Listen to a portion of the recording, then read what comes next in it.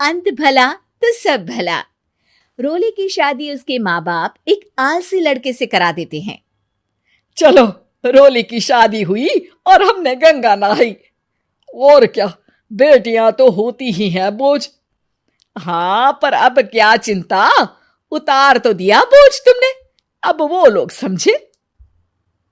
ससुराल में रोली का पति कहता है, देखो, मैं कोई काम नहीं करता, ये बात तुम्हारे मम्मी पापा को बता दी थी मैंने।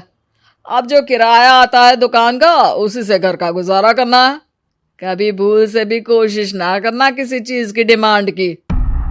क्या मम्मी पापा को पता था कि आप कोई काम नहीं करते?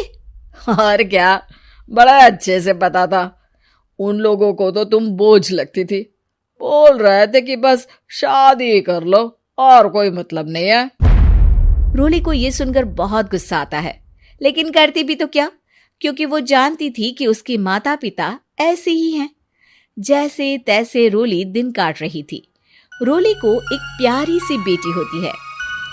धीरे धीरे वो बड़ी होती है और उसके साथ उसकी जरूरतें भी बढ़ती जाती हैं।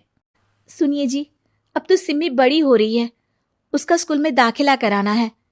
मैंने अब तक तो जैसे तैसे समय काट लिया, लेकिन मैं बच्ची की परवरिश में कोई कमी नहीं रखूंगी। अरे क्या है यार, अब तो लगता है कोई ना कोई काम ढूंढना ही पड़ेगा। अब पति रोज काम की तलाश में जाता और बिना किसी काम के वापस आ जाता। रोली समझ जाती है कि पति के अंदर अब काम करने की क्षमता नहीं है। वो बेटी को उच्च शिक्षा देने के लिए कुछ करना चाहती थी, लेकिन करती तो क्या करती। एक दिन रोली की सहेली कहती है, रोली, मेरी कोई औलाद नहीं है। अगर तू मेरी औलाद को जन्म दे तो मैं तुझे तेरे मुंह मांगे पैसे दूंगी। अरे, तेरी औलाद को मैं कैसे जन्म दे सकती हूँ? सरोगेसी से। बच्चा मेरा और वैभव का ही होगा, लेकिन कोख तेरी होगी। ये संभव है रोली। रोली कुछ सोचकर कहती है, मुझे मंजूर है, लेकिन मैं इसका 2 लाख रुपया लूंगी। अरे कोई बात नहीं, मुझे मंजूर है। रोली खुश हो जाती है कि एक बच्चा पैदा करने का उसे 2 लाख रुपया मिलेगा। वो घर आकर पति को बताती है, वो भी खुश हो जाता है। अब क्या था, डॉक्टर के पास जाकर सहेली का बच्चा रोली की कोख में पलने लगता है। मुझे 20,000 चाहिए मेरे बेटी के एडमिशन के लिए। हाँ हाँ ठीक है, मैं उसके एडमिशन से लेकर सारे खर्चे उसके अकाउंट में डाल रही हूँ। रोली की बेटी का एडमिशन हो जाता है। रोली को लगता है कि वो अब सब कुछ ठीक कर देगी। दिन और महीने आगे बढ़ते हैं। अब एक दिन, एक बात कहूँ जी, काश इस बच्चे को मैं रख पाती। मैं अब इससे काफी जुड़ गई हूँ। अरे यार, पता नहीं किसका बच्चा है, अपने पास है ना अपनी मुन्नी। हाँ, लेकिन अब मैं भी इस बच्चे से जुड़ाव फील करने लगी हूँ, लेकिन मैं ये जानती हूँ कि ये मेरा बच्चा नहीं है। दोनों की जिंदगी ठीक चल रही थी, लेकिन कहते ना कि सुख का पल ज्यादा लंबा नहीं होता। एक दिन रोली की सहेली का फोन आता है। रोली, मुझे अब ये बच्चा नहीं चाहिए, मैं अपने पति को छोड़ रही हूँ। अरे लेकिन मुझे पैसों की जरूरत है, बच्चा तुम्हारा है, मैं क्या करूंगी? सहेली बिना कुछ बोले फोन काट देती है, फोन स्विच ऑफ कर देती है। लेकिन रोली के जीवन का तूफान यहीं नहीं रुकता। रोली, मैं इतना भार नहीं उठा सकता। आज पढ़ाई का पैसा मांग रही हो, कल को शादी, कॉलेज और पता नहीं क्या क्या। मैं तुम्हें छोड़ रहा हूँ, अपनी बच्ची उठाओ और निकलो इस घर से। अरे पर मैं कर तो रही हूं ना बच्चे के लिए काम, आप आराम से रहिए ना। क्या काम कर रही हो, देख रहा हूं मैं। ये छोटा शहर है, यहाँ लोगों को बात बनाते वक्त नहीं लगता। तो मैं क्या करूं? ज्यादा पढ़ी लिखी नहीं हूं, कैसे घर के खर्चे चलाऊं? और आप तो काम करना ही नहीं चाहते। हाँ, ना चाहता हूं और ना ही करूंगा। रोली को पति की बात पर काफी गुस्सा आ जाता है। ठीक है, अगर मेरे जीवन में संघर्ष ही लिखा है तो वही सही। इस वक्त पति होने के नाते आपको मेरा साथ देना चाहिए था, लेकिन नहीं, आपने तो इस हाल में मुझे घर से बाहर निकालने की बात कह डाली। देखो, ये सारी फालतू की बातों के लिए वक्त नहीं है मेरे पास। रोली, जिसकी कोख में किसी और का बच्चा था और साथ छोटी सी बेटी, पति का घर छोड़कर रास्ते पर आ जाती है। रोली के पास मायके के सिवा दूसरा कोई रास्ता नहीं होता। अरे रोली कैसी है? कितने दिनों के लिए आई है? हमेशा के लिए माँ। वो माँ को सारी बात बता देती है। ओए लड़की, इतनी हिम्मत का काम कर लिया। अरे ना ना, यहाँ कोई जगह नहीं है।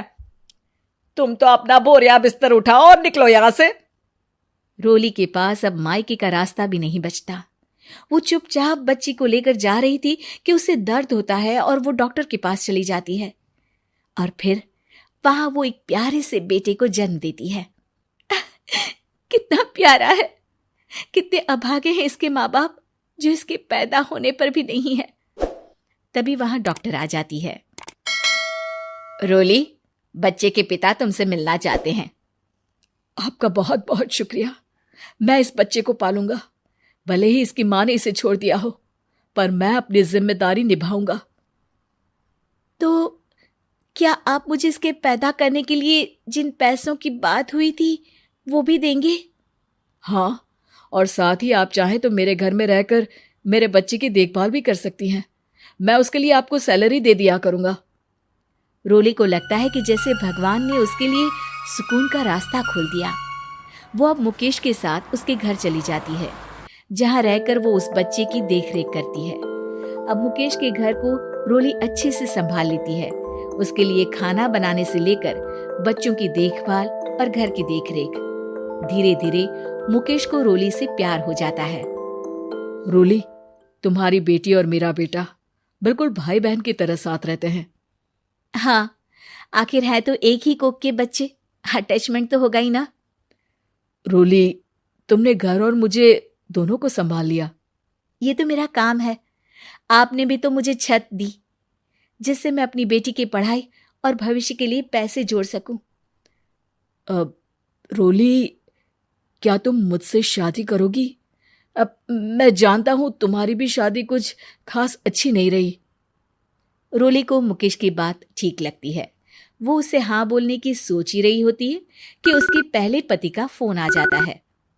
रोली, मैं बहुत परेशान हूं। मेरा एक्सीडेंट हो गया है। मैं चाहता हूं तुम वापस आ जाओ। रोली को पुराने पति की चिंता होने लगती है। वो सोचती है कि वो क्या कर रही थी। हाँ ठीक है, मैं आ रही हूँ। हाँ रोली, आ जाओ, लेकिन बच्ची को कहीं हॉस्टल में छोड़कर आना, क्योंकि मैं नहीं चाहता कि हम लोगों के बीच फिर से वो सारी बातें हो। रोली को समझ आ जाता है कि पति आज भी सुधरा नहीं है। वो पति के पास जाने से इनकार कर मुकेश को हाँ कर देती है।